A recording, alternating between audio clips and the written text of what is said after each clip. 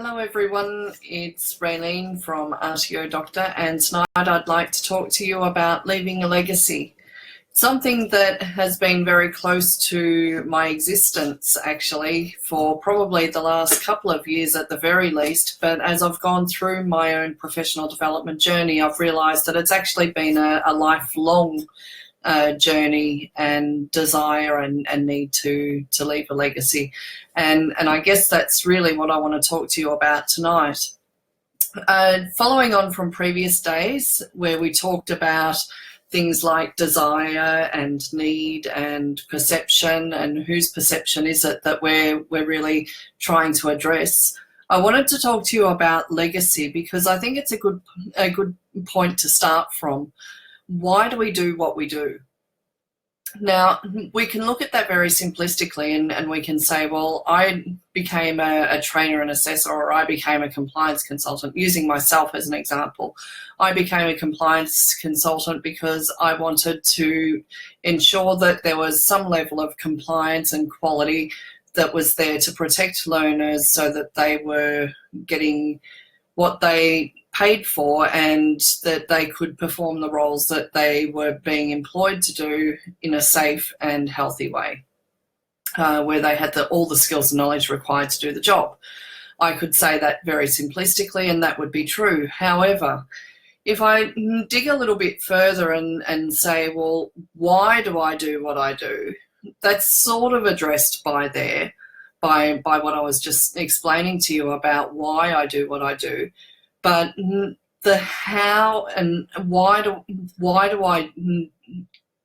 and how do I do what I do is partly also addressed by the fact that as a student, perhaps I didn't feel that there was sufficient quality in some of the courses that I did, and I felt that things could have been better maintained, or that they could have been more compliant, or that I didn't get value for money, or that I didn't get the skills and knowledge that I felt that I needed to be able to perform the job that I subsequently trained to perform.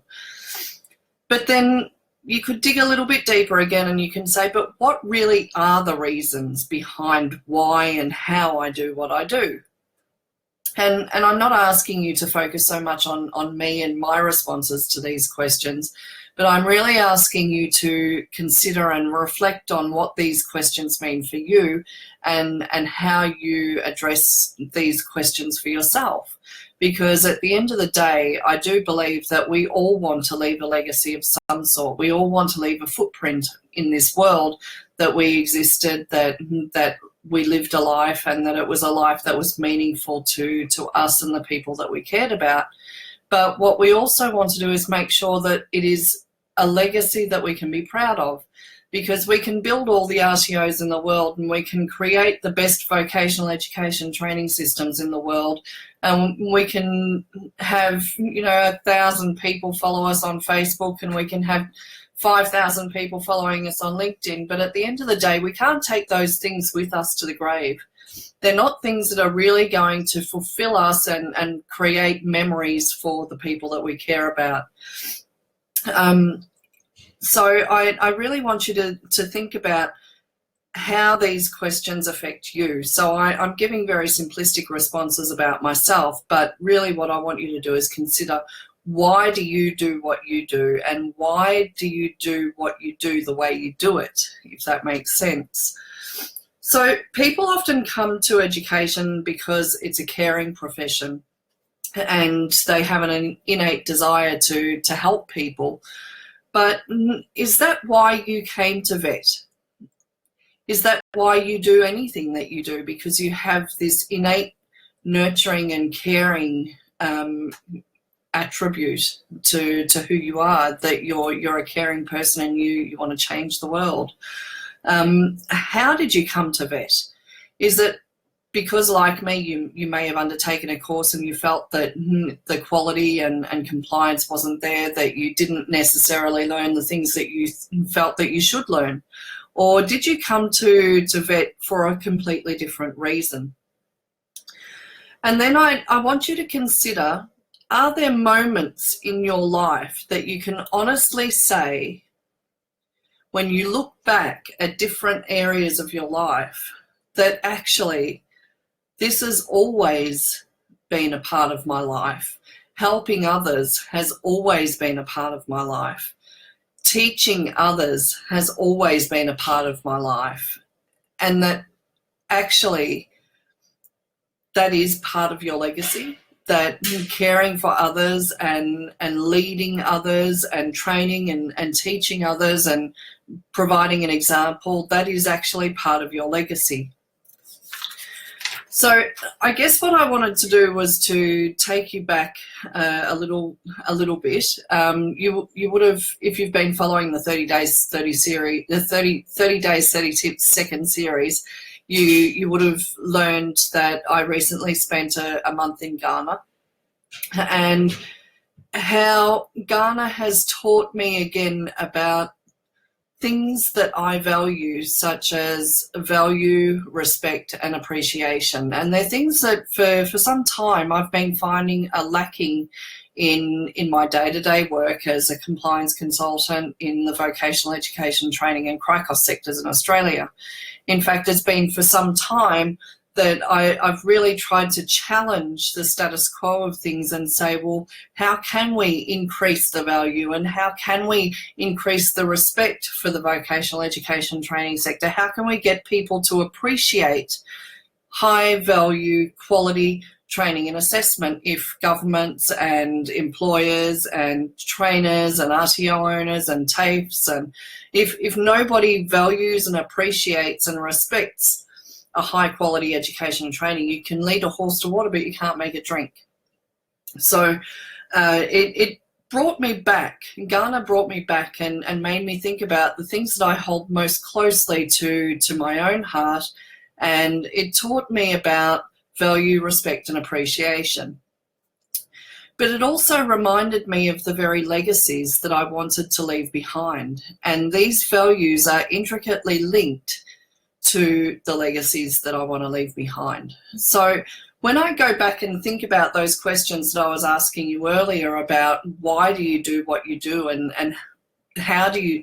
why do you think you do the things the way you do them, how you do them, for example, I really wanted you to have a think about how the things that you value in life are intricately linked to the legacy that you want to leave behind. And the reason for that is because while I was in Ghana, I got the opportunity to really take a close look at the vocational education training sector there. And while that is part of the legacy, it's not the entire legacy that I want to leave behind.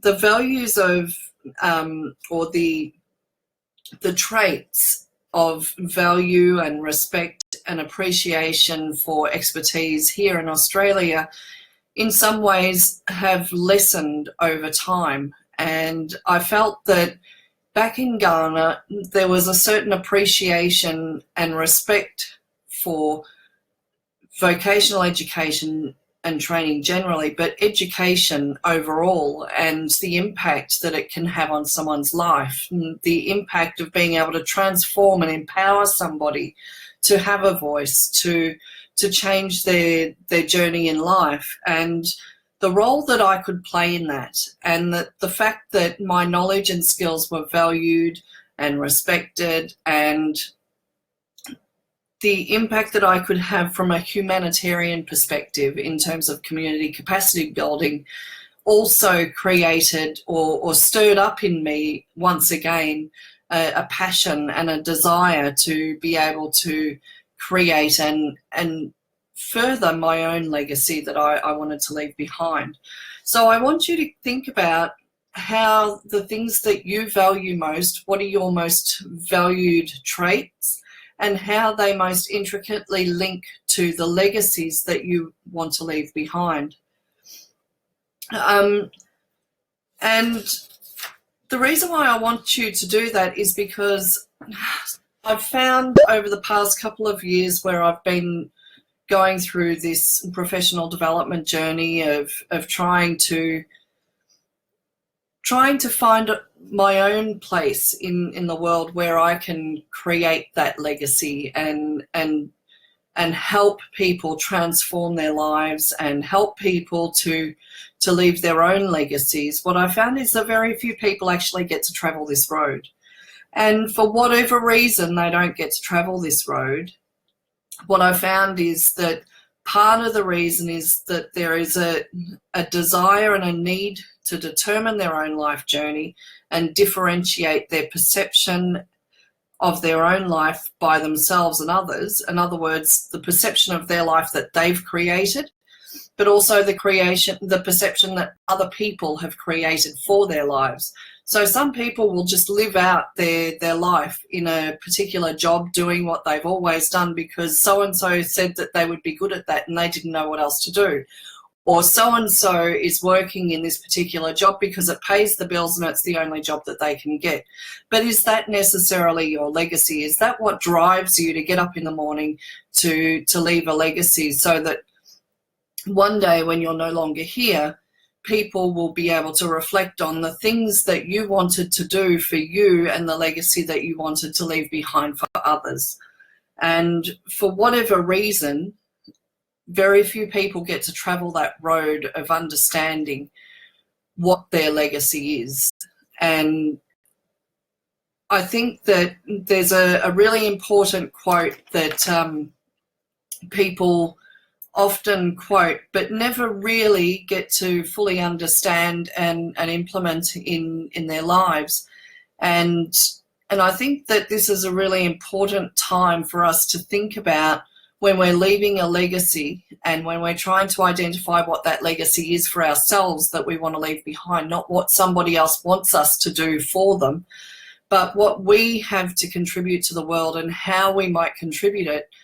There's a really important quote from Maya Angelou that says, "I've learned that people will forget what you said, people will forget what you did, but people will never forget how you made them feel." And ultimately, that's what a legacy is about. So remembering that we can have all the money in the world and we can have all the possessions and all of the houses and beautiful cars and we can have all the RTOs and the best courses in the world. We can have the most compliant policies and procedures in the world, and ASQA can close down as many RTOs as they want and they can register as many RTOs as they want. But those things are not things that we can take with us when we pass on to the next world, whatever the next world is. And they're certainly not things that people are going to remember us for. People are not going to remember us in 10 years' time because we had the most compliant assessment tools. People are not going to remember us in 10 years' time because RTO Doctor was amongst the best compliance consultants in the country. People are not going to remember that about me. People are not going to remember about you that you were the best trainer and assessor for work health and safety, or you stood up when nobody else would in terms of a recent audit. People are not going to remember those things. People will ultimately remember the change that you made in their lives. People will remember how you empowered them to be able to read or write. People will remember that you were the person who helped them to get a voice and have the confidence to stand up and ask for what they were entitled to.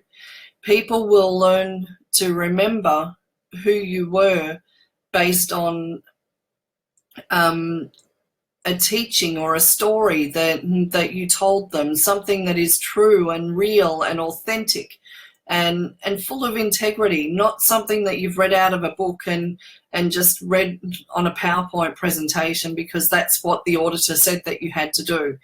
No, your legacy needs to be defined by you and only you. It can't be somebody else's perception. And so I really challenge you tonight to think about what it is that you do, why you do it, how you do it, and is that what you really want your legacy to be in this world? Or is there something greater that you really think you might want to be doing? Because ultimately, you might not be able to take what you're doing now with you and the memories that you're leaving behind for others to remember you by, and the legacy that you want to leave behind are not perhaps going to be generated by doing what you're already doing. So on that note, I'd like to wish you good night, and I'm sorry about the delayed telecast. It's been a pretty hectic day for me today. I hope to be online a little bit earlier tomorrow, and hopefully we'll see you there. Speak to you then. Bye.